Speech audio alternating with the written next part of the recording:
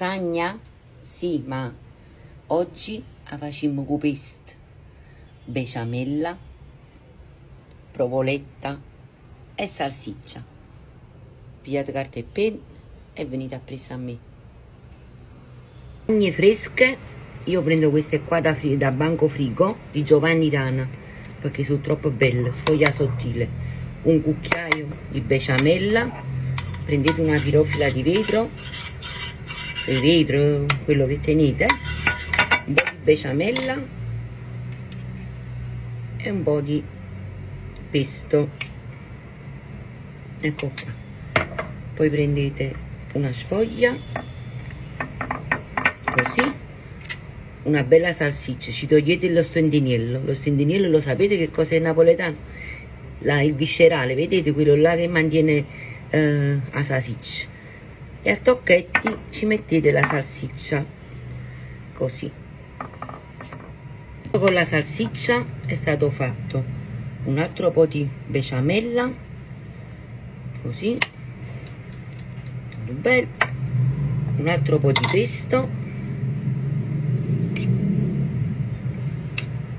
qualche fettina di scamorza, vedete? Oppure un po' di provola, quello che tenete, e un po' di parmigiano, una bella cascata di parmigiano, un altro strato di lasagna, e continuate così fino a sopra. Qua tutti gli strati sono stati completati, adesso vado a chiudere con l'ultimo e ci metto tutta la besciamella che è rimasta, besciamella e pesto,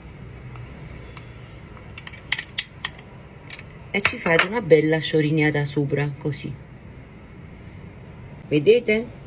È tutto completato. Adesso una bella spalverata di parmigiano a cascata e la mettiamo in forno 175 gradi per 30 minuti finché non la vedete bella arruscatella con la crosticina sopra.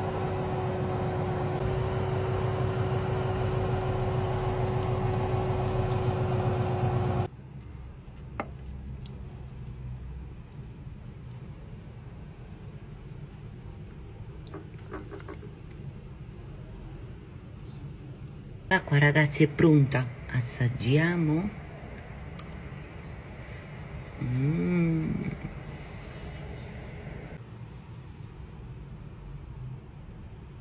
Buon appetito e buona giornata a tutti quanti.